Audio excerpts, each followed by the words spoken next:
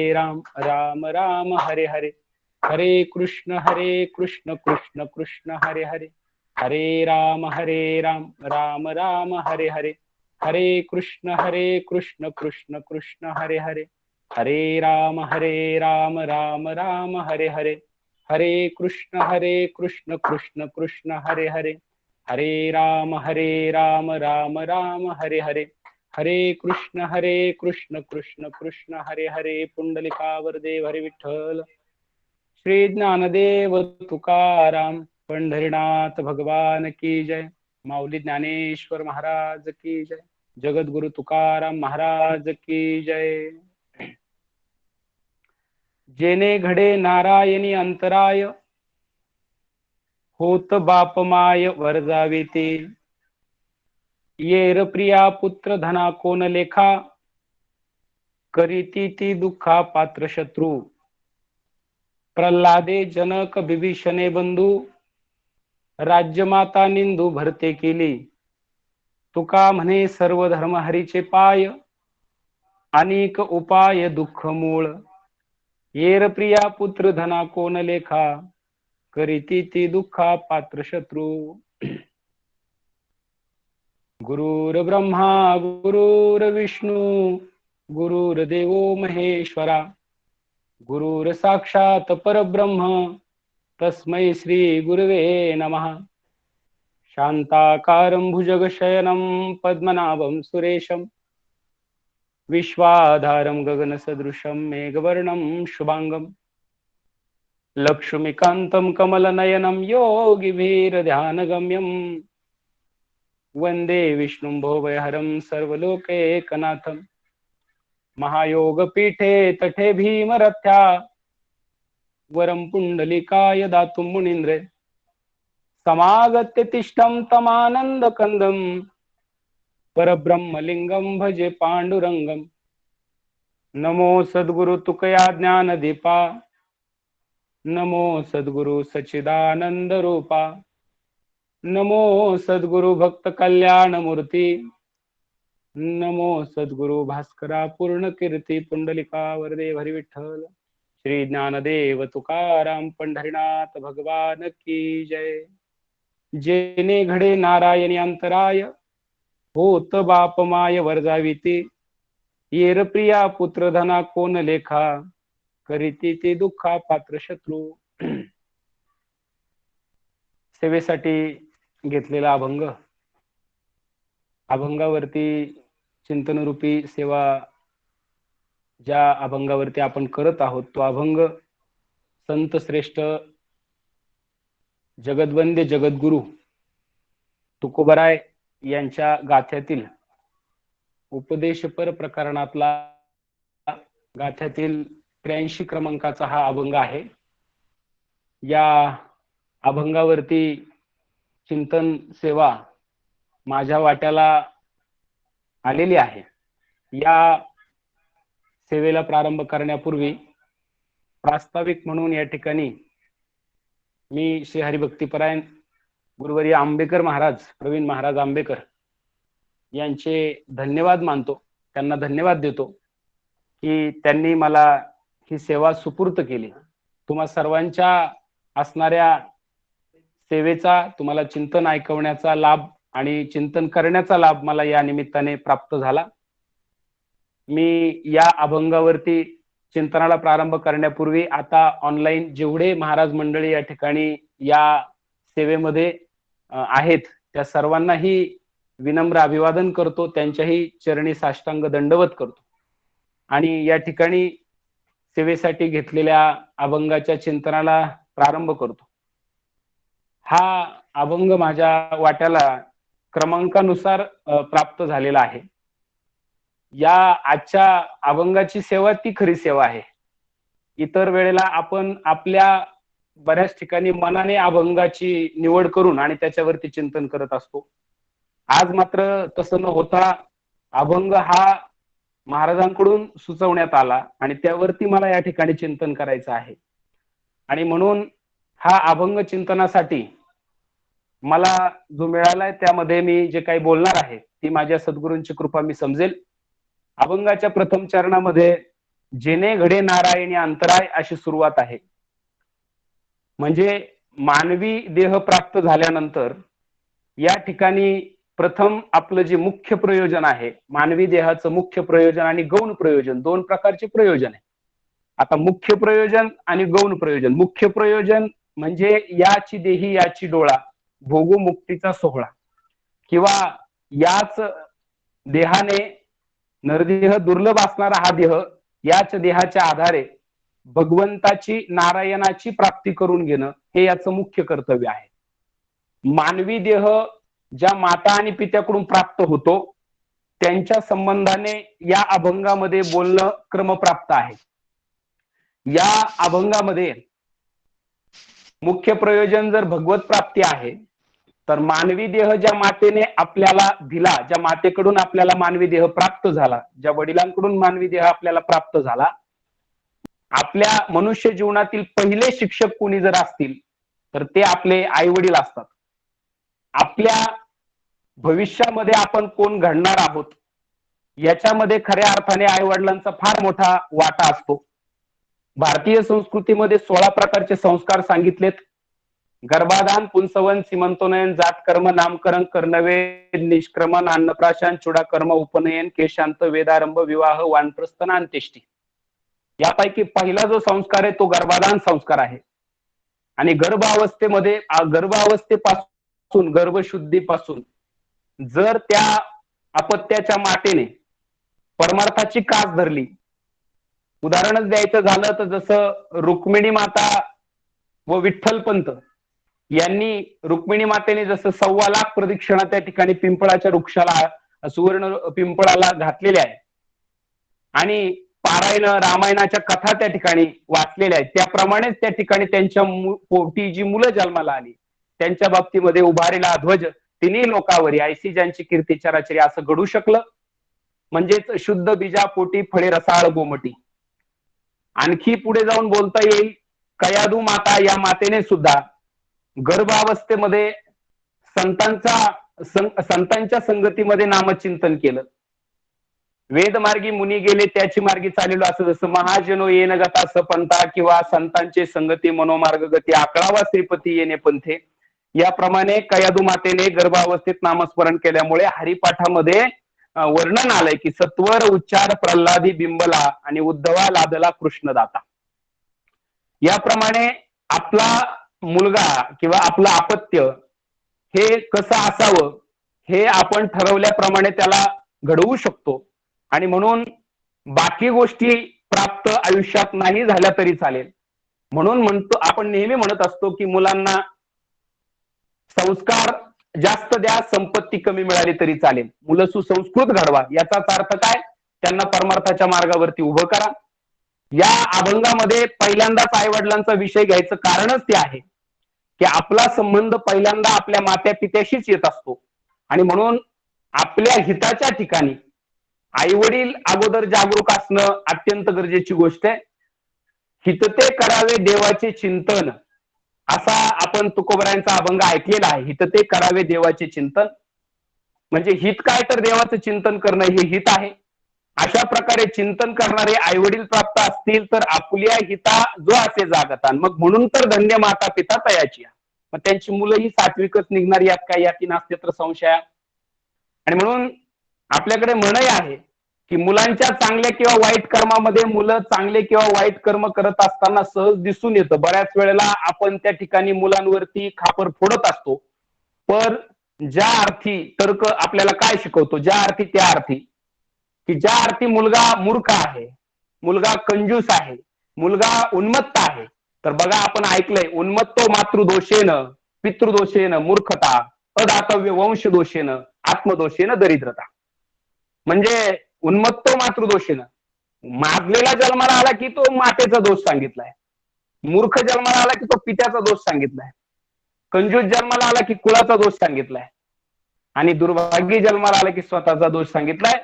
मग एखाद्याने जर प्रश्न विचारला, महाराज जर का एखादा मुलगा कुकर्म करण्यामध्ये त्याची ओढ जास्त असेल तर त्याच्यात त्याच्या आईवडिलांचा किंवा कुळाचा संबंध कसा येऊ शकतो, तर सांगायचं तात्पर्य, मागच्या 7 पिढ्यांचा संबंध हा आपल्या पिंडामध्ये आलेला असतो. म्हणजे ज्याला जीन्स असं इंग्लिश मध्ये म्हटलंय आणि गुणसूत्र आयुर्वेदामध्ये म्हटलंय. आयुर्वेदामध्ये सांगितलंय की मागच्या 7 पिढ्यांच्या रक्ताचा काही अंश हा आपल्यापर्यंत आलेला असतो. कसा? उदाहरणार्थ समजा माझ्या अपत्यामध्ये माझे आणि पत्नीचे रजवीरी अंश हे 28 असतात. माझ्या शरीरामध्ये वडिलांच्या रक्तातून आलेले अंश हे 21 अंश असतात. आजोबाचे वडिलांमध्ये आलेले अंश हे 15 असतात. आजोबामध्ये पंजोबाचे आलेले अंश 10 अंश असतात. पंजोबामध्ये खापर पंजोबाचे आलेले रक्तातून अंश 6 असतात. 6व्या पिढीतले खापर पंजोबामध्ये आलेले अंश 3 असतात. आणि 7व्या पिढीतला 1 अंश पुढच्या पिढीत आलेला असतो. याप्रमाणे 1 6 1 3 7 8 10 15 21 28 एकूण मिळून 84 अशा प्रकारे जे गुण एकत्रित येतात त्यानुसार पिंड तयार होतो. मग मागच्या 7 पिढ्यांमध्ये जशी वागणूक असेल तसा परिणाम त्या मुलामध्ये दिसून येतो. जसं आपल्याकडे म्हण आहे, बाप तैसा बेटा कुंभार वैसा लोटा. आणि विदर्भात अजून पुढची म्हण आहे, घोडी तैसी लेख आणि माय तैसी लेख. आणि म्हणून जसे मागची लोक असतील तशी पुढचे मुलं जन्माला येणार आहे. आणि म्हणून आई वडिलांनी खऱ्या अर्थाने जागृत असणं अत्यंत गरजेची गोष्ट आहे. बर, याच्याही पुढे जाऊन सांगायचं झालं तर मागच्या 7 पिढ्यांचा संबंध म्हणजे कसं, तुकाराम महाराजांच्या मागच्या 8व्या पिढीमध्ये विश्वंभर बाबाच्या पोटी हरी आणि मुकुंदापासून पुढे गोलोबापर्यंत चालत आलेली परंपरा ही वारकरी घराणा असल्यामुळं तुकाराम महाराजांसारखे साधू मोरे आंबिले या परिवारामध्ये, अर्थात हे दोन्ही एकच नाव आहेत, या परिवारामध्ये एका महान साधूचा जन्म त्या ठिकाणी झाला. आणि म्हणून खऱ्या अर्थाने आई वडील हे फार खऱ्या अर्थाने परमार्थ किंवा प्रपंच हा मुलगा काय करतो याच्यामध्ये त्यांचाही फार मोठा वाटा रक्तातून आलेला असतो. त्याची त्या दिशेने ओढ असते. आणि म्हणूनच या अभंगामध्ये वर्णन करताना म्हटलंय की जेणे घरे नारायणी अंतराय होत बाप माय वर्जाविती. आई वडिलांचं नाव अगोदर घेण्याचं कारणच असे, आपल्या आयुष्यात सगळ्यात पहिल्यांदा संबंध येणारे 2 पात्र आपले आई आणि वडील. आणि म्हणून त्यांचा उल्लेख या ठिकाणी केलाय. अर्थात मुख्य प्रयोजन म्हणून आता आपण पुढचं असंही बोलू, आई वडील जर का आपल्याला भगवंतापासून लांब नेणारे असतील तर अशांना वर्जावं असं सांगितलंय. परंतु सर्वांनाच असं म्हणता येणार नाही, सर्वच माता पिता त्यात बसत नाही. मला जर एखाद्या मातेचं नाव पुढे आणायचं असेल तर त्या अगोदर देवाकडे घेऊन जाणाऱ्या मातेचं नाव अगोदर मला घ्यावं लागेल. मी असं म्हणेल, आपण अनेक माता अशाही आहे की ज्यांनी मुलांचं कल्याण व्हावा म्हणून परमार्थाचा वसा त्यांच्याकडे दिला, परमार्थाचा हट्ट आग्रह त्या मुलांच्या ठिकाणी केला. अशा असणाऱ्या प्रथमतः 1-2 माता आपल्याला सुचवतो. यासाठी आपल्या श्रावण महिन्यामध्ये सतत होणारी पोथी अर्थात नवनाथ ग्रंथ, या नवनाथ ग्रंथाच्या 13व्या अध्यायामध्ये माता मैनावती आणि असणारा गोपीचंद यांची कथा त्या ठिकाणी आलेली आहे. हा गोपीचंद जो आहे तो मैनावतीचा पुत्र आहे आणि जालंधर हे मैनावतीचे गुरु आहे. गुरु त्या ठिकाणी सुचवतात की हा देह नाशिवंत आहे. आणि आपल्याला अनेक साधू संतांनी सांगितलं की हा देह नाशिवंत आहे. हॅलो, ग्रंथातील 13व्या अध्यायातील माता मैनावती व गोपीचंद हा कथाभाग जर पाहू गेलो तर या मातेने असणाऱ्या आपल्या मुलाला आपले गुरु जालंधरच्या उपदेशानुसार उपदेश केला की जालंधर हा आपल्या पत्न्यांसोबत राज्यासोबत धनासोबत त्या ठिकाणी रथ होता. आणि हा प्रसंग ज्या वेळेला स्वतः माता मैनावतीने पाहिला तर त्यावेळेला माता मैनावतीला रडू आलं. दुसऱ्या मजल्यावरून त्यांच्या डोळ्यातून अश्रू पडला आणि तो अश्रूचा थेंब जालंधरच्या खांद्यावर पडल्यानंतर पाहिलं की माझ्या अंगावरती गरम अश्रू कशाचा. वरती पाहिलं तर माता मैनावती रडताना पाहिल्यानंतर जालंधर जातोय आणि गोपीचंद राजा जातोय आणि विचारतोय की हे माते, असं काय झालं की तुझ्या डोळ्यात अश्रू, मला फक्त नाव सांग कोणी दुःख दिलं. तर त्यावेळेला माता मैनावती म्हणतायत की मला काळाने दुःख दिलंय, मला काळाची भीती वाटते. म्हटले काय, तू एवढा लावण्य सुंदर आहेस, मदनाचा पुतळा आहेस, तुझ्याकडे तारुण्य आहे, शरीर यष्टी आहे, सगळ्या गोष्टी आहे, परंतु तू हळूहळू काळाकडे चाललाय आणि एक दिवस तू काळाचं खाद्य होणार आहे. देह जाईल जाईल यासी काळोबा खाईल. हा विचार ज्या वेळेला माता मैनावतीने गोपीचंदाला ऐकवला, सर्व कथा मला विस्ताराने सांगायची नाही, अजून अभंगामध्ये अनेक दाखले देता येण्यासारखे आहे. पुढे गोपीचंदाने आपला राज्यकारभार त्यागून आणि संसार त्यागून खऱ्या अर्थाने प्रपंचापासून बाजूला जाऊन परमार्थाचा अनुग्रह घेतला. पण सूचक मात्र माता होती, मला वाटतं धन्य माता पिता तयाची. अजून पुढे अर्थात हा अभंग तिकडे नाही, पण ज्यांनी परमार्थाच्या दिशेला पाठवलं त्यांचंही वर्णन होणं गरजेचं आहे. दुसरी माता मदालसा. मदालसा आपल्या पुत्राला सांगते की हा देह नाशिवंत, मलमूत्राचा बाधा, वरी चर्म घातले रे कर्म कीटकाचा सांधा, रवरव दुर्गंधी रे अमंगळ तिचा बांधा. बाळा, हा देह नाशिवंत आहे, हा नासका आहे, हा कुचका आहे. अगदी जुळीत झोका देतानाच ती माता उपदेश करते. मला वाटतं ती माता धन्य आहे. अजून बरेच उदाहरण घेता घेता आपण वाटलं तर विरोचनची पत्नी धृतीचा मुलगा, माफ करा हे नाव धृतीच असेल असं नाही, परंतु माझ्या आठवणीनुसार धृती असं आठवतंय.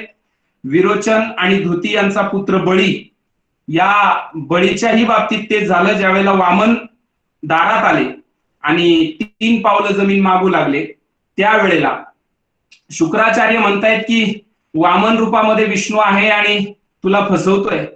त्यावेळेला या बळीला संभ्रम निर्माण झाला, आता काय करावं. गुरुजी तर नको म्हणतायत, शुक्राचार्य तर नको म्हणतायत, आता गुरुचं तर ऐकावं. पण त्यावेळेला बळी माता शेजारी उभ्या होत्या आणि बळी माता म्हणतायत की हे बघ, ना ऐकावे ते गुरुचे वचन, जेणे नारायण अंतरेल. याच्यात थोडासा फरक आहे. इथं सूचित करणारी माता आहे म्हणून तिचा दाखला या अभंगात देता येण्यासारखा आहे. ती सूचित करते की ज्यामुळे नारायणामध्ये आणि तुझ्यामध्ये जर अंतर पाडणारा गुरु असेल तर ना ऐकावे ते गुरुचे वचन, जेणे नारायण अंतरेल. आणि मग अशा वेळेला त्या ठिकाणी हा बळी मातेचा ऐकतो आणि स्वतः परमेश्वराकडून आपला उद्धार करून घेतो. अर्थात परमेश्वराकडे पाठवणाऱ्या माता सुद्धा आहे. बर, आता परमेश्वराच्या मार्गामध्ये अडथळा ठरणारी माता म्हणजे कोण, तर आपल्या सर्वांना ज्ञात असणारी माता म्हणजे कैकेयी. कैकेयीनं त्या ठिकाणी नारायण अवतार असणारे रामचंद्र यांच्यामध्ये आणि भरतामध्ये अंतर निर्माण केला. भरताची मर्जी न घेता रामाचं राज्य हिसकावून भरताला देण्याची इच्छा ठेवणारी कैकेयी अपयशी ठरली. कारण भरतजी हे वैराग्यवान होते, भरतजी हे रामप्रिय होते, भरतजी हे ईश्वर भक्त होते. आणि भरतजीने सांगितलं की जर आता तो बराच वाद झाला, कैकेयीने अर्थात ते असं करायला नको होतं, परंतु संगतीचा फार मोठा परिणाम होत असतो. अर्थात कैकेयीला मंथरेची संगत मिळाली. अर्थात संगत तर असावी पण ती चांगल्याची असावी. मंथरेच्या ठिकाणी असणारा विचार हा दासीचा विचार आहे.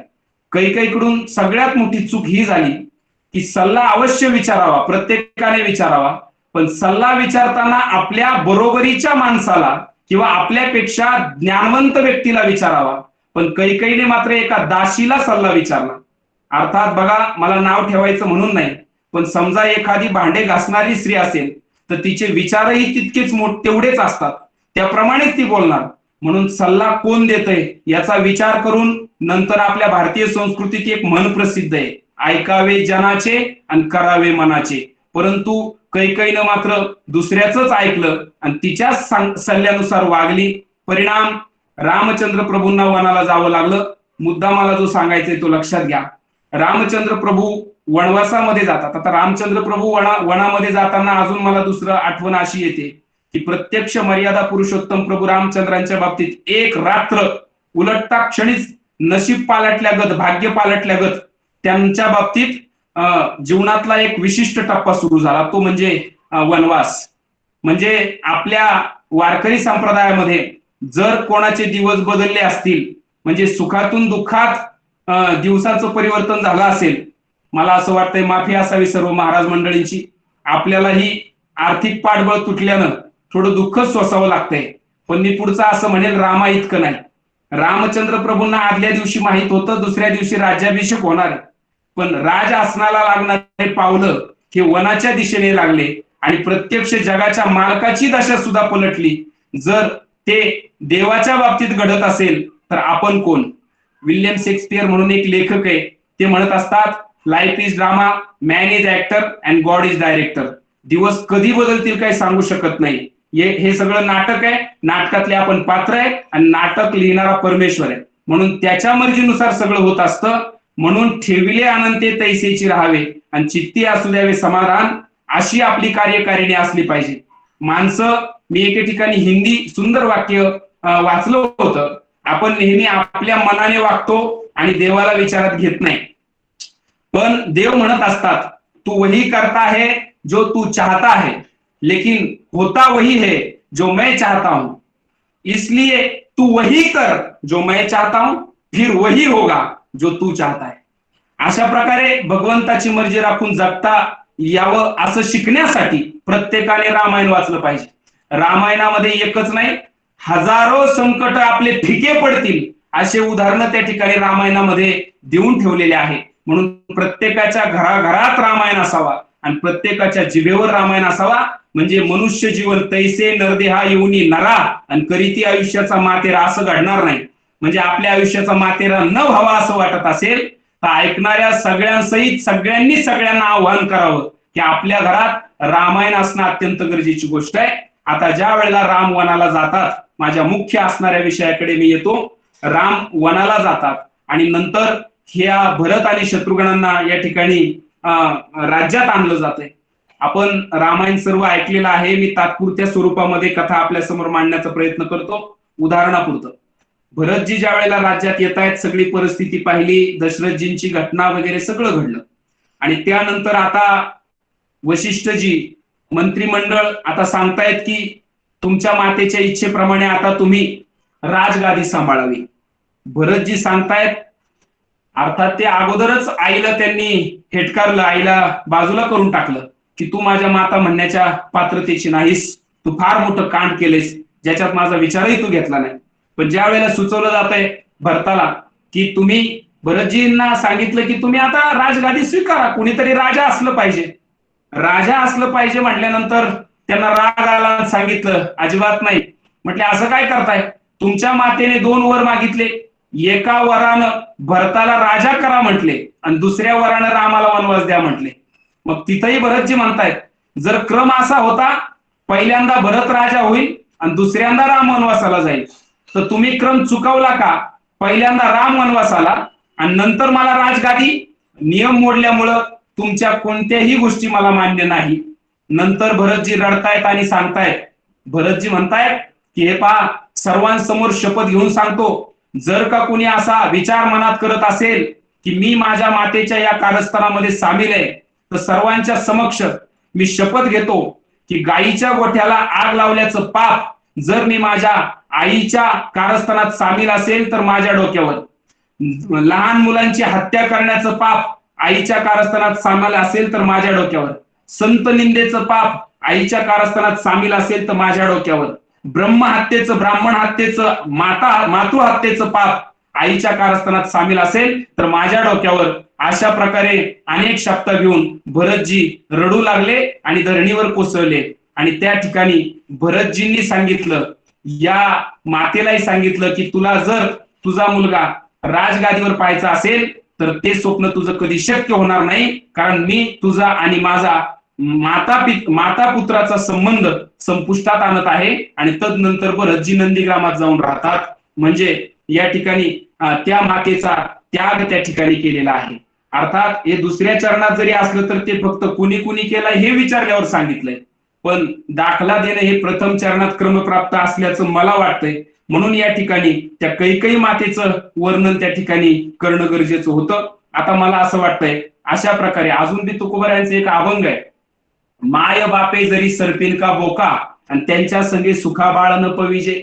म्हणजे तिथं वर्णन केलंय की आई जर सर्पिणीप्रमाणे, सर्पिण ही आपले पिलं खात असते, आई जर सर्पिणीप्रमाणे असेल आणि वडील जर बोक्याप्रमाणे असेल, बोका ही आपलं पिल्लू खात असतो, तर अशा आई बापांकडून मुलांचं हित होणं कदापि शक्य नाही. अशा मात्या पित्यांचा त्याग केला पाहिजे असं त्या ठिकाणी वर्णन तुकोबराय स्वतः करतात.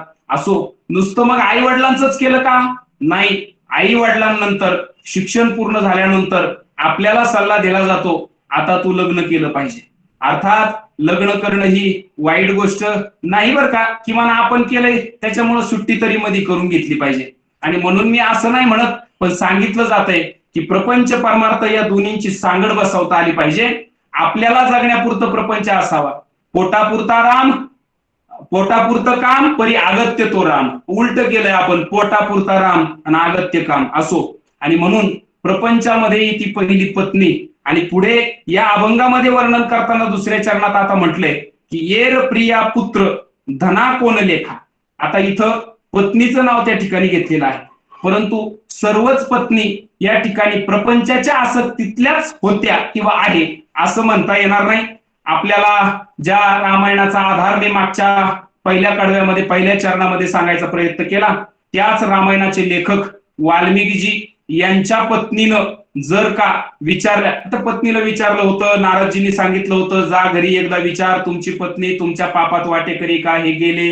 यांनी विचारलं तुमची पत्नी पापात वाटेकरी का, तर ते वाटेकरी का विचारल्याबरोबर तिने धाडस केलं. ती म्हणली आता काय आर नाही तर पार. ती कंटाळी होती का काय काय माहित नाही, तर ती बोलली बुवा की सांगितलं राजा राष्ट्रकुतम पापम राज्ञ पापम पुरोहिता भरताचे स्वीकृत्य पापम शिष्य पापम गुरु तथा. हे बोलायला लागल्यावर ते वाल्मिकी म्हणले तू असं कसं काय बोलली. म्हणले मी लग्नाच्या आधी प्रवचनाला जात होते, पण तुमच्या दांडगाईमुळे मी कधी सांगितलं नाही का मी धार्मिक आहे, तुम्हाला धार्मिक लोकांचा राग आहे म्हणून. असो, ती ज्या वेळेला असं बोलली म्हणले काय याच्यात, म्हटले राजा राष्ट्रकृतम पापम. राजा राष्ट्रकृतम पाप म्हणजे राष्ट्राने केलेलं पाप हे राजाला भोगावं लागतंय बरं का. राजा राष्ट्रकृतम पापम राज्ञ पापम पुरोहिता. पुरोहिता राजाने केलेलं पाप पुरोहिताला भोगावं लागते.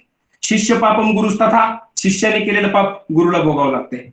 शिष्य पापम गुरुस्तथा भरताचे स्वीकृत्य पापम शिष्य पापम गुरुस्तथा. आणि नवऱ्यानं बायकोने केलेलं पाप हे नवऱ्याला भोगावं लागते, पण नवऱ्याने केलेलं पाप हे बायकोला भोगावं लागत नाही. हा सगळा विस्तार सांगितल्यानंतर वाल्या लगेच गेला आणि वाल्मिकी बनला.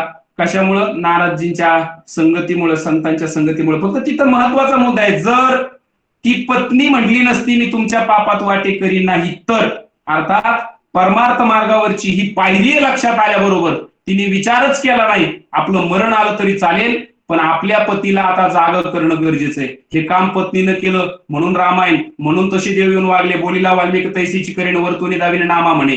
आणि म्हणून पुन्हा तुलसीदासाला ती लिहिता आलं. वा वा, काय तिथं त्या पत्नी. आता दुसरी तुलसीदासांची पत्नी रत्नमाला, तेही तेच. तुलसीदासांची पत्नी रत्नमाला ते सगळं तुम्हाला पाठ आहे, ते राम बोला त्यांचं नाव वगैरे ते कट करू विषय. पण लग्न झाल्यानंतर पत्नीमध्ये आसक्ती, आणि पत्नी माहेरी गेली, नागपंचमीचा सण होता आणि ती आपल्या पित्याच्या घरी गेली न सांगता. हे बाजारातून आले तुलसीदास आणि यांना कळालं की पत्नी माहेरी गेली, आणि मग ते रात्रीचे निघाले आणि ते मध्ये नदी लागली, सगळं तुमच्या पाठ आहे. आणि मग त्या नदीमध्ये त्यांना पलीकडे जायचं होतं आणि पलीकडे जाण्यासाठी नदी तर दुथडी भरून वाहत होती, पण पत्नीमध्ये एवढे आसक्त झाले होते त्यांनी विचारच केला नाही आता काय करावं. तर ते पाण्यात थोडे उतरल्यानंतर त्यांना एक वंडका लागला. त्यांना वाटलं लाकडाचं आहे, ते लाकडाचं वंडकं नव्हतं, मेलेल्या माणसाचं मड होतं. मड्यावर घोडं करून बसले आणि पलीकडे गेले. उद्या परत ते वंडका काम येईल म्हणून पाण्याला बांधून ठेवला आणि ते तसेच पुढे गेले. आणि कळालं की पत्नी दुसऱ्या मजल्यावर आहे. मग सासू सासऱ्यांना जाग नाही आता मागून कसं जाता येईल म्हणून एखादी दोरी शोधू लागले. त्यांच्या हाताला एक रस्सी लागली, ती रस्सी समजले पण ती धामी नव्हती, म्हणजे सर्प होता. त्या सर्पाला धरून वर गेले आणि आत गेल्यानंतर ती ओरडायला लागायची. आज सांगितलं अगं मी तुलसीदास आहे, राम बोलाय. तर त्यांनी म्हटले तुम्ही वर कसे आले. म्हटले चरड बांधून ठेवलं होतं ना तू, मला माहिती आहे तुझं माझ्यावर लय प्रेम आहे. म्हटले मी कशाला चरड बांधलं. तिने दिवा घेऊन पाहिलं तर तो चरट रस्सी नव्हती तर तो सर्प होता. म्हटले सर्प पाहिला आणि तिला डाऊट आला. दुसऱ्या दिवशी सकाळी नदीवर जाऊन पाहिलं तर तो वंडका नव्हता लाकडाचा, मेलेल्या माणसाचं प्रेत फुगून वर आलं होतं. मग तिला राग आला आणि ती म्हटली अहो अस्ति चर्ममय मम देह तासो इतनी प्रीती इतनी जो होती राम से तो काहे भाऊ भीती. जर एवढंच प्रेम या नाटक्या शरीरावर करण्यापेक्षा परमेश्वरावर केला तर या भवसागरातून तरुण जाल. त्यांचंच नाव तुलसीदास मग त्यांनी पुढच्या काळामध्ये रामायण त्या ठिकाणी लिहून काढलं. असो, हे त्यांच्या परमार्थ मार्गामध्ये ही प्रिया मात्र आधारभूत ठरली. आता परमार्थ मार्गातून बाजूला घेऊन जाणाऱ्यांचं नाव आपल्याला पाहावं लागेल. चला जाऊ थोडस भर्तृहरीची कथा पाहू. भर्तृहरीला 2 पत्न्या होत्या, पिंगला आणि श्यामादेवी. श्यामादेवी आणि पिंगला हे यांचा आपण थोडस भाग घेऊ उदाहरण म्हणून. श्यामादेवी आणि पिंगला, मला वाटतं पिंगला राजाची अतिप्रिय होती. जंगलात गेले, तिथं त्या असणाऱ्या साधूने एक फळ दिलं भर्तृहरीला, आणि भर्तृहरींनी ते फळ पाहिल्यानंतर म्हणले, काय म्हटले, हे मरून देणार नाही, तुम्ही तरुण राहणार, तुमच्या इच्छेप्रमाणे तुमचं शरीर लावण्याच्या पुतळ्यासारखं बनणार, वगैरे वगैरे वगैरे. ते म्हटले, असं का? मग हे फळाने जर माणूस सुंदर दिसत असेल तर त्यांनी ते फळ घेतलं आणि आपल्या पत्नीला आणून दिलं. काय नाव तिचं? पिंगला. पत्नीला आणून दिल्यानंतर त्या पत्नीनं ते फळ स्वतः न खाता आपलं ज्याच्यावर प्रेम आहे त्याला ते दिलं. अर्थात एका प्रधानाला तिनं ते फळ दिलं. प्रधानाचं प्रेम तिच्यावर नव्हतं, त्यांनी ते फळ खाल्लं नाही. ते फळ त्यानं एका वेश्येला दिलं. त्याचं प्रेम वेश्येवर होतं. त्याला वाटलं ती सुंदर दिसावी, ती जास्त काळ टिकावी, आणि वेश्येचं प्रेम नेमकं राजावर होतं. आता जास्त लांबवायची काही गरज नाही. राजावरती प्रेम असल्यामुळं पहाटच्या वेळेला काल संध्याकाळी 5 वाजता आलेलं फळ हे पहाटे 5 वाजता पुन्हा सिंहासनावर पोहोचलं, आणि वेश्येचं प्रेम राजावर असल्यामुळे राजाला दिलं. राजाने ते फळ पाहिलं, राजाने फळ ओळखलं, त्याचे परिणाम ऐकले. म्हटले, अशा प्रकारचं फळ तर मी कालच दिलंय माझ्या पत्नीला. परंतु राजा म्हणला, आता पत्नीला विचारून चालणार नाही. अहवाल समिती नेमली. अहवाल समितीला सांगितलं, मला अहवाल द्या, हे फळ इकडे आलं कसं. तर त्यांनी चौकशी लावली आणि ती कळालं की या ठिकाणी तुम्ही जे फळ पिंगलेला दिलं होतं तेच फळ पिंगलेने आपल्या तिच्यावर प्रेम असणाऱ्या प्रधानजीला दिलं. प्रधानजीनं तेच फळ त्याचं प्रेम वेश्येवर असणाऱ्या वेश्येला दिलं. वेश्येने तेच फळ तुम्हाला दिलं.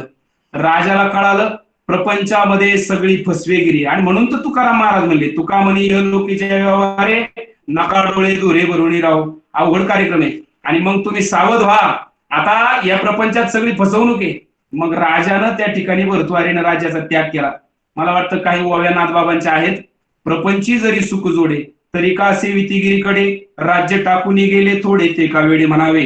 भर्तृहरीने राज्य टाकिले, तेने गोरक्षनाथा ती पुशिले, राज्य टाकून मुंडी झाले किती गेले भूपती. मग गोरक्षनाथ बोलती 99 कोटी भूपती, इतरा जनाची नाही गणती जे योगाप्रती निघाले. अरे राजा, अशा प्रकारे काही जणांची फसवणूक झाली, म्हणून यांच्या असणाऱ्या या फसव्या स्वभावाला तू भाळू नको, तू तुझा अध्यात्माचा कळस कर. भर्तृहरीनं राज्याचा त्याग केला, आणि असणाऱ्या यांनी या प्रिया हा शब्द जो दुसऱ्या चरणात वापरला, येर प्रिया, प्रिया ही त्या ठिकाणी फसवणारे असू शकते आणि आहे, म्हणून त्यांच्यापासूनही सावध राहायला सांगितलं. तेही परमार्थ मार्गामध्ये आडवे येत असतील तर त्यांच्याही पासून बाजूला जायला सांगितलं. पुढचा शब्द वापरलाय पुत्र. पुत्र शब्द वापरल्यानंतर आता परमार्थ मार्गामध्ये आडवा येणारा पुत्र, आणि म्हणजे नारायणाच्या प्राप्तीमध्ये मदत करणारा पुत्र आणि नारायणाच्या प्राप्तीमध्ये आडवा येणारा पुत्र, दोन्ही उदाहरण पाहावं लागतील. त्याच्यातलं नारायणाच्या प्राप्तीमध्ये आडवा येणारा पुत्र म्हणजे मला वाटतं आत्मदेव ब्राह्मणाची कथा आपण ऐकून आहात. परमार्थ मार्गावर असणाऱ्या पित्याला शेवटी वैताग पश्चाताप येण्यासारखं वागणूक त्या ठिकाणी त्या आत्मदेव ब्राह्मणाचा मुलगा धुंधुकारी याची होती, आणि त्या ठिकाणी त्याचा मनस्ताप त्यांना झाला की अशा प्रकारचा पुत्र नसलेला बरा. बर, मग परमार्थ मार्गामध्ये मदत करणारे पुत्र सगराचे पुत्र, मग ते दिलीप, अंशुमान वगैरे भगीरथ इथपर्यंत हे सगळे परमार्थ मार्गात देवाच्या प्राप्तीमध्ये मोक्षाच्या प्राप्तीमध्ये मदत करणारे ठरले. बर, मग इथं वर्णन केलं येर प्रिया पुत्र धना. आता धनाच्याही बाबतीत तेच, धन सुद्धा नारायणामध्ये आणि आपल्यामध्ये अंतर आणेल जर त्याचा योग्य वापर झाला नाही तर. बर, व्यावहारिक जीवन जगण्यासाठी धन गरजेचं आहे. पहा, धनवंता लागी सर्व मान्यता आहे जगी, असं वर्णन त्या ठिकाणी केलं गेलंय. धनवंताला या जगामध्ये खूप मोठी किंमत आहे. जव चाले मोठा धंदा तो बहीण म्हणे दादा, वगैरे वगैरे. बर, अजून भागवतात जर जाऊन पाहिलं तर यशास्ती वित्तम सनरक कुलीना सपंडिता सश्रुत्वान सगुणज्ञा सयेव वक्ता सचदर्शनीय सर्वे गुणा कांचन माश्रयंते. म्हणजे याच्यात सांगितलंय की या कलियुगामध्ये सर्व गुण हे संपत्तीच्या ठिकाणी विराजमान आहे. यशास्ती वित्तम सनरक कुलीना, कुलवान तो नाही नाहीये ज्याच्याकडे कुलवानाचे गुण आहे, कुलवान तो आहे ज्याच्याकडे धनसंपत्ती भरपूर आहे. यशस्वीतम स नरकुलीना स पंडिता. आजकाल पंडित तो नाही ज्याचा अभ्यास जरा दांडलाय, तो नाही. तो पंडित आहे ज्याच्याकडे गाडी, अंगठ्या, चांगले कपडे, वैभव आहे, तो आहे. बर, यशस्वीतम स नरकुलीना स पंडिता स श्रुतवान, तोच वक्ता, सश्रुतवान सगुणज्ञा सएव वक्ता सचदर्शनीय सर्वे गुणा कांचन माश्रयन्ते. ज्याच्याकडे कांचन आहे त्याला हे सगळे गुण अपेक्षेप्रमाणे भेटून जातात, अशी ही कलियुगाची महती आहे. म्हणजे काय, या धनामुळे असा प्रकार होतो इथपर्यंत ठीक आहे, पण परमार्थाच्या मार्गामध्ये मात्र धन आडवं येऊ शकतं. पैसा तारो तीन नाम परशापर सुपरसराम असो. मला असं वाटतंय धनाच्या बाबतीमध्ये असा विचार आपण केला पाहिजे. जर परमार्थ करायचा असेल, म्हणजेच काय, नारायणाची प्राप्ती करायची असेल, तर थोडासा धनाचा विचार आपण करूया. परमार्थ करण्यासाठी धनाची गरज आहे का? प्रपंच करण्यासाठी धनाची गरज आहे, आणि प्रपंच करण्यासाठी धनाची गरज आहे म्हणूनच तुकोबरायांनी कुठंतरी धन कमवायला सांगितलं. जोडून या धन उत्तम व्यवहार आहे. पैसे कमवा पण सरळ मार्गाने कमवा. त्या पैशामध्ये कोणाचा तळतळाट येता कामा नये. मला वाटतं तुलसीदासजींचा दोहा आहे की सहज मिले सो दूध समान, मांग लिया सो पाणी, कहत कबीरा रक्त समान, जिसमें खिचात आली. सहज मिळालेलं धन दुधाप्रमाणे सुख देतं, मागून घेतलेलं पाण्याप्रमाणे आणि हिसकावून घेतलेलं मात्र रक्ताप्रमाणे.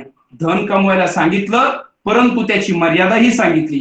धनाचं कार्य कुठपर्यंत तेही सांगितलं. बघा, धनाला किंमत फक्त या मृत्यूलोकात तुम्ही आहेत तोपर्यंतच आहे, कितीही कमवा. परंतु इथून जाताना मात्र रावणाचं उदाहरण महाराजांनी आपल्याला दिलं. महाराज म्हणतात 5 लाख घर दगडाचे, 5 लाख घर विटाचे, कोटी घर काश्याचे, कोटी घर तांब्याचे, 7 कोटी घर कांचनाचे, पण तुका म्हणे ज्याची संपदा एवढी आणि सांगा ते कवडी गेली नाही. धन मिळवून कोटी सवे न येरे लंगोटी. म्हणजे ते धन परमार्थ मार्गात पुढे काम आहे, परमार्थात जिवंतपणे वापरता येईल, काम येईल, पण मृत्यूनंतरच्या प्रवासामध्ये, परलोकाच्या प्रवासामध्ये ही करन्सी तिकडे चालत नाही. इथे या धनावर कमवलेलं पुण्य, केलेला परमार्थ रूपी परमार्थ, त्याच्यातून मिळालेलं पुण्य हे तिकडे वापरता येतं. आणि म्हणून इथं शब्द वापरताना म्हटलं येर प्रिया पुत्र धना. धन, धनाचा उल्लेख याकरता केलाय. प्रथमे नार्जिता विद्या, द्वितीयम नार्जितम धनम, तृतीयम नार्जितम पुण्यम, चतुर्थम किम करिष्यती. पहिल्या 20 वर्षामध्ये माणसाने काय कमवावं? ज्ञान, विद्या कमवावी. दुसऱ्या 20 वर्षामध्ये द्वितीयम नार्जितम धनम, दुसऱ्या 20 वर्षामध्ये प्रपंचाला पूरक असणारा हा पैसा, संपत्ती कमवली पाहिजे. तिसऱ्या 20 वर्षामध्ये तृतीयम नार्जितम पुण्यम, तिसऱ्या 20 वर्षात पुण्यम, चतुर्थम किम करिष्यती. त्याच्या पुढे मात्र आपल्याला काहीही करता येणार नाही. का? आपलं शरीर वारी करायचं म्हणलं तरी साथ देणार नाही आणि काम करायचं म्हणलं तरी साथ देणार नाही. म्हणून तिथून पुढे निघण्याची तयारी करायची असते. मग त्याच्यासाठी 4 टप्पे दिले. 80 वर्षाचं गणित दिलंय. 20-20 वर्षाचे 4 टप्पे. प्रथमे नार्जिता विद्या 20 वर्ष, द्वितीयम नार्जितम धनम 20 वर्ष, तृतीयम नार्जितम पुण्यम 20 वर्ष आणि चतुर्थम किम करिष्यती पुढचे 20 वर्ष. आणि आश्रमही 4च दिले. ब्रह्मचारी आश्रम, वानप्रस्थ गृहस्थ आश्रम, वानप्रस्थ आश्रम आणि संन्यास आश्रम. आणि म्हणून या धनाला कुठपर्यंत किंमत द्यायची आणि धनाचा वापर कसा करायचा याबद्दलचं चिंतन जर केलं नाही तर नारायणाच्या प्राप्तीमध्ये हे धन बाधक ठरण्याची शक्यता आहे. बर, ठरेलच असं नाही, पण आपल्या वापरावर ते अवलंबून आहे. अर्थात अति धन जर आलं तर मला वाटतं अति कार्य ते कोणतेही नसावे, सर्व काही प्रमाणामध्ये असावे. यौवनम धन संपत्ती प्रभुत्वम विवेकता एकैकमपि अनर्थाय किम कुर्वन्ति चतुष्टय. म्हणजे जर का अति प्रमाणात धन आलं तर धन माणसाच्या बुद्धीला भ्रष्ट करत असतं. म्हणून ते ज्या वेळेला धनवान ज्याला टिकून राहायचं असेल, धन आल्यानंतर दानशूर बना आणि ज्ञान आल्यानंतर नम्र बना. आता ते माझ्या बोलण्यात फक्त असं जरा हावभाव रागीट आहे, पण तसं मी नम्रतेनेच ज्ञान देतो तुम्हाला सगळ्यांना. मला माऊलीने जे दिलंय ते बरं, तसं तोडकं मोडकं काही राग मानू नका. आणि म्हणून फळविया तरुची शाखा सहजे भूमीशी उतरे देखा, तैसे भूत जात असे का खालावती जे. याप्रमाणे धन आल्यानंतर दानशूर बनलं पाहिजे, अन्यथा धनामुळे अहंकार वाढेल आणि अहंकारामुळे तुम्ही नारायणापासून लांब जाल. अहंकाराचा वारा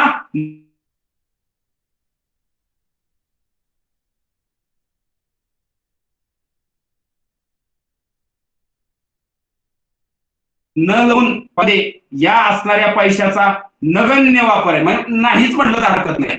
माफी मागून या धनाच्या बाबतीत मी असं म्हणेन, ज्याला प्रपंच चांगला करायचा आहे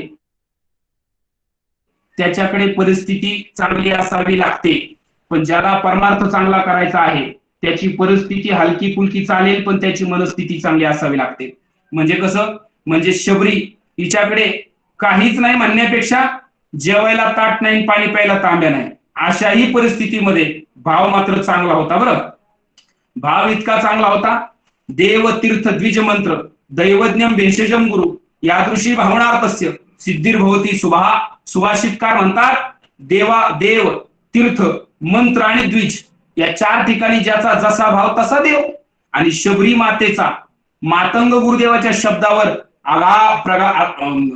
विश्वास होता, प्रगाढ विश्वास होता, आणि म्हणून त्या विश्वासाला अंतकरणात ठेवून आयुष्याच्या शेवटपर्यंत रामाची वाट पाहिली. आणि मग रामचंद्र प्रभू जब मेरे राम जी का आवन होगा शबरी के कुटिया का पावन होगा. शबरीच्या द्वारामध्ये ज्यावेळेला राम आले, आता काय करावं, परिस्थिती मनस्थिती बद्दल बोलतोय मी. परिस्थिती म्हणजे धनाचा भाग आला, आणि मनस्थिती म्हटलं की मनाचा भाग आला. आणि म्हणून तिच्याकडे धन काहीच नाहीये, पण मन स्वच्छ आहे, मन चांगलं आहे, मनस्थिती चांगली आहे. आणि म्हणून मनचंगा ते काठवट में गंगा असं जसं म्हणतो, राम आले बसले, काय ते ताटच नाही म्हणून तिने हातपाया खालून घातले. याला अतिशोक्ती अलंकार समजा, माझ्या सांगण्यामध्ये अति होत असेल तर माफ करा. आणि मग ती रडू लागली. रामचंद्र प्रभूंना समोर पाहिल्यानंतर तिला रडू आवरणार. पंपा सरोवरातलं पाणी नाही आणलं तिने, जवळ होतं पंपा सरोवर, पण तिने इतकी रडली, तिच्या डोळ्यातल्या पाण्याने देवाचे पाय धुतले आणि भगवंताने तिचा उद्धार केला. सांगायचं तात्पर्य, धनाचा आणि देवाचा काही संबंध नाही. देवाकडे जाण्यासाठी धनाची गरज नाही. बर, अजून उदाहरण पाहता येण्यासारखे मला वाटतं विदुर काका आणि सुलभा यांनी हस्तिनापूरचा त्याग केला आणि ते नदीच्या काठावर राहू लागले. मला वाटतं शांतिदूत म्हणून ज्या वेळेला परमेश्वर तिथं गेले आणि गेल्यानंतर दुर्योधनाला समजून सांगितलं, मी पांडवांच्या बाजूने तडजोडीला आलोय, प्रस्ताव घेऊन आलोय, तेवढं घ्या मिटून. आता ते म्हणले 5च गावं द्या घ्या मिटून. पण यांनी ठरवलं होतं की जोपर्यंत युद्ध होणार नाही तोपर्यंत सुच्च मागरम न दास्यामी विना युद्धेने केशवा, युद्धात त्यांना त्यांचा हक्क मिळवावा लागेल, तसा मात्र मी देणार नाही. देवाचं म्हणणं नाकारलं. आता देवाचं काम कठीण. देव म्हणले, तू जर सुईच्या टोकावर बसल एवढी सुद्धा देणार नाही तर मी सुद्धा 100 पैकी 1 सुद्धा जिवंत ठेवणार नाही. देवानी पण विडाच उचलला. आणि मग काय, शेवटी जे व्हायचं तेच झालं, जाऊ द्या तिकडे, काय आपल्याला जायचं नाही. तदनंतर यांनी सांगितलं 56 प्रकारचे पदार्थ बनवले, जेवून जा. म्हटलं ते 56 प्रकारचे पदार्थ तुलाच राहू दे म्हटले, कारण या अन्नामध्ये कुटिलता आहे, या अन्नामध्ये खऱ्या अर्थाने दुश्मनी आहे, या अन्नामध्ये क्रोध आहे, लोभ आहे. मला तुझं अन्न नको. आपण काय खावं काय नाही याच्यावर नियंत्रण असलं पाहिजे. खाण्यामध्ये सुद्धा फार मोठा 18, मला वाटतं आता ते श्लोक मला तातडीनं आठवेना बरं का, 18व्या अध्यायात सांगितलं, आपण जसं खातो तशी बुद्धी तयार होते. आणि म्हणून आपण काय खातो याचा विचार केला पाहिजे. बरं, बऱ्याच महत्वाच्या गोष्टी आहेत, त्याच्यावर बऱ्याच गोष्टी आपण आपल्या शरीरातल्या नियंत्रित, आपले 3 गुण नियंत्रित करू शकतो. असो, मग देवाने मोर्चा वळवला तो कुठे, सुलभा आणि असणारे सगर यांच्याकडे देव गेले आणि त्या ठिकाणी सुलभा यांच्या हाताने कन्या खाल्ल्या आणि त्या ठिकाणी त्यांच्या कुटियाचा उद्धार केला. असो, मला मुद्दा हा सांगायचा आहे, परिस्थिती आणि मनस्थिती परमार्थ करण्यासाठी धनाची आवश्यकता नाही, मनाची आवश्यकता आहे. मी गुरुवर्य चैतन्य महाराज देगलूरकर यांच्या बऱ्याच ऑडिओ ऐकल्या. अर्थात प्रत्येकाने जर एखाद्या वक्त्याला वक्ता बनायचं असेल तर त्याने अगोदर उत्तम श्रोता बनणं गरजेचं आहे. त्याने अनेक विद्वानांच्या असणाऱ्या कीर्तनाच्या ऑडिओ व्हिडिओ अवश्य ऐकाव्या. विद्वानांच्या वर का, पण आता बऱ्याच वेळेला घोटाळा झालाय. दिसतंय तसं नसतंय म्हणण्यापेक्षा ज्यांच्याकडे आचरण नाही, ज्यांच्याकडे साधना नाही, ज्यांच्याकडे आळंदी नाही, ज्यांच्याकडे विचार सागर नाही, काहीच नाही, अगदी 3-3 महिने थांबून आल्यानंतर आपल्या मनाने कीर्तन सांगायला सुरुवात करणारी सुद्धा असावे बरं का. तरी पण म्हणजे कोणी काही त्याला वेगळं समजू नये आणि मीच फार शहाणा आहे असंही मला म्हणायचं नाही.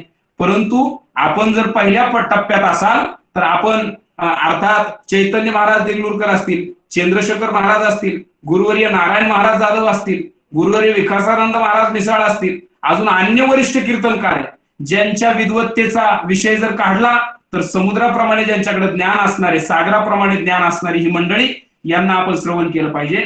आणि त्यांच्या कीर्तनात मी ऐकलेलं आहे की त्यांनी सांगितलंय की जसं मी परिस्थिती आणि मनस्थिती म्हटलो तसं ते म्हणतात प्रपंच परमार्थ मार्गामध्ये नारायणाच्या प्राप्तीमध्ये धनाचा अडथळा निर्माण होऊ शकतो. म्हणून उलट मी थोडंच बोलेल, जास्त बोलत नाही. मला वाटतं तुकाराम महाराजांच्या बाबतीमध्ये आपण विचार करून पाहू. तुकाराम महाराजांनी ज्या वेळेला साधू संतांना विनंती केली की मला या ठिकाणी माझं भलं करा, कल्याण करा, तो अभंगही पण आहे बघा. गोमटे ते करा माझे भार ओझे तुम्हाशी. गोमटे ते करा म्हटल्यानंतर देवाने सांगितलं ठीक आहे तुमचं गोमट करणार. आता देव आपल्याला पाहिजे ते देत नाही, आपल्याला गरजेचं जे ते देतो. म्हणजे आपल्याला काय गरजेचं हे आपल्याला कळत नाही आणि आपण मागितलं ते आपल्या गरजेचं नाही. मग त्यांनी विचार केला यांच्या परमार्थामधला सगळ्यात मोठा अडथळा यांची संपत्ती, यांचे नातेवाईक, यांचे पुत्र पत्नी. एका एकाचा कार्यक्रम राबवून टाकला देवाने. देव आले ज्याच्या घरा त्याच्या पडे चिरा संसाराच्या. आणि मग काय, देवाची जशी जशी प्रीती वाढू लागली त्याप्रमाणे घरावरती नांगर फिरू लागला. त्यांच्या घरातील आईसाहेब गेल्या, वडील गेले, पत्नी गेली, मुलगा गेला, दावणीचा बैल गेला, मंबाजीनं काटेरी फाटीनं मारलं, गावातून काढून टाकलं, कर्ज बुडीत गेलं. या सगळ्या गोष्टी का घडल्या तर फक्त तुझा माझाच आता विषय राहावा, म्हणजे परमार्थामध्ये तुझा अजिबात आता अडथळा निर्माण होऊ नये याकरता सगळ्यात अगोदर धनावून नांगर फिरवला आणि व्यावहारिक संपत्ती आणि प्रपंच याचं वाट लावून टाकली. तेव्हा तुकाराम महाराज तुका झालासे कळस या उंचीपर्यंत पोहोचले. आता त्या आपण फक्त बोलावा तिथपर्यंत सहन करोपर्यंत आपण जिवंत राहिलो तर बरं. तुकोबरायांनी हे सगळं सहन केलं आणि म्हणून ते आता त्यांची कीर्ती जोपर्यंत ते चंद्र सूर्य निघत राहतील तोपर्यंत त्यांची कीर्ती नाही, थोडं उलट झालं बरं का. चंद्र सूर्य निघतील तोपर्यंत त्यांची कीर्ती असं नाही, त्यांचं नाव निघल तोपर्यंत चंद्र सूर्य निघतील. अशा प्रकारे तुकाराम महाराजांची ख्याती झाली. कशामुळं, त्यावेळेचं धन वाटून टाकल्यामुळं. चला जाऊ द्या, अजून पुढे जाऊन सांगायचं झालं तर चला मी अजून थोडस पुढे परिस्थिती आणि मनस्थिती, प्रपंच परमार्थामध्ये या धनाचा काही वाटा नाही. आणि म्हणून थोडस आवर्त घेतो बरं का, कारण मला वाटतं तिकडं 7 झाले, एकूण किती झाले झाले ना 59, हा 39 आहे 59.